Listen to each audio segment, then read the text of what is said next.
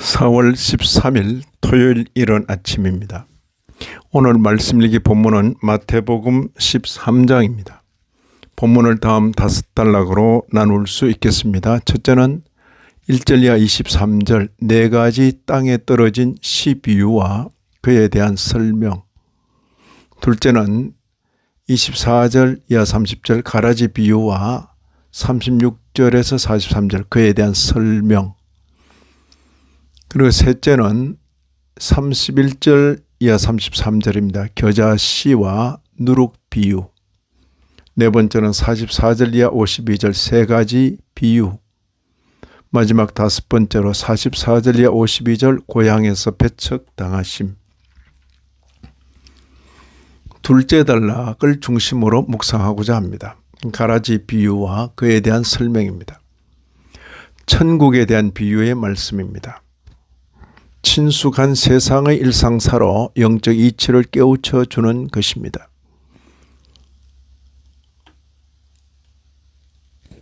여기서 언급하는 것은 가라지 비유입니다.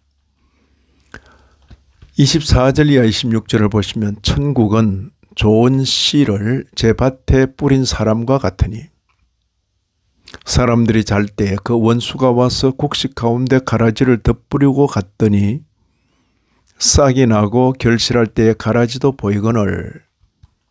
비유는 계속됩니다. 이에 집주인의 종들이 와서 말합니다. 27절에 주여 밭에 좋은 씨를 뿌리지 아니하였나이까? 그런데 가라지가 어디서 생겼나이까? 이에 주인이 대답합니다. 28절에 원수가 이렇게 하였구나. 종들이 말합니다. 28절의 하반절에 그러면 우리가 가서 이것을 뽑기를 원하시나이까? 주인이 대답합니다. 29절 30절입니다. 가만두라. 가라지를 뽑다가 곡식까지 뽑을까 염려하노라. 둘 다 추수 때까지 함께 자라게 두라. 추수 때에 내가 추수꾼들에게 말하기를 가라지는 먼저 거두어 불사르게 단으로 묶고 곡식은 모아 내 곡간에 넣어라. 이 비유에 대하여는 예수님께서 특별히 풀어 설명해 주십니다. 37절 이하 40절입니다.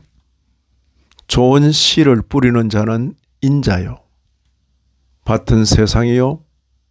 좋은 씨는 천국의 아들들이요. 가라지는 악한 자의 아들들이요. 가라지를 뿌린 원수는 마귀요. 추수 때에는 세상 끝이요. 추수꾼은 천사들이니 그런즉 가라지를 거두어 불에 사르는 것 같이 세상 끝에도 그러하리라. 여기에 예수님께서 가지신 그의 모든 세계관이 그대로 표현되어 있습니다. 인자, 세상, 천국의 아들들, 악한 자의 아들들, 마귀, 세상 끝, 천사들, 가라지를 거두어 불에 사름 등입니다. 여기 41절 42절을 보시면 인자가 그 천사들을 보내리니 그들이 그 나라에서 모든 넘어지게 하는 것과 또 불법을 행하는 자들을 거두어 내어 풀무불에 던져 넣으리니 거기서 울며 이를 갈게 되리라.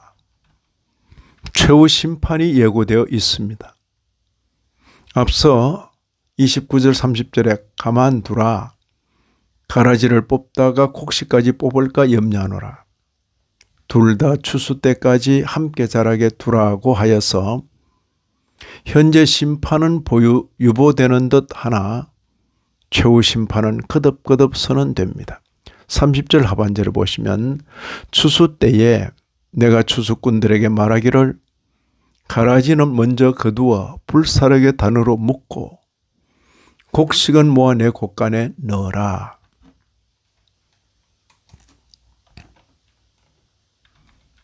그리고 41절 42절에 인자가 그 천사들을 보내리니 그들이 그 나라에서 모든 넘어지게 하는 것과 또 불법을 행하는 자들을 거두어 내어 풀무불에 던져 넣으리니 거기서 울며 이를 갈게 되리라.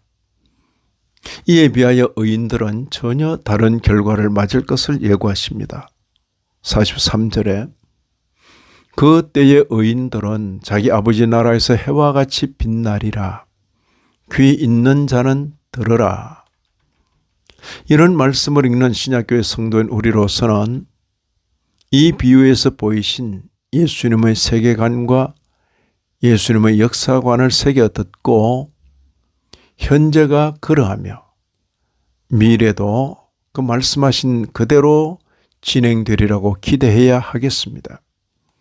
우리 모두는 인자에 의하여 세상에 뿌려진 자들로서 제세 기간 동안 가라지와 섞여 살다가 최후 심판을 거쳐 아버지 나라에서 해와 같이 빛날 것을 기대해야 하겠습니다. 이 아침에도 말씀에 함께 하신 모든 분들 위해 하나님의 크신 은혜가 더하시기를 진심으로 기원합니다.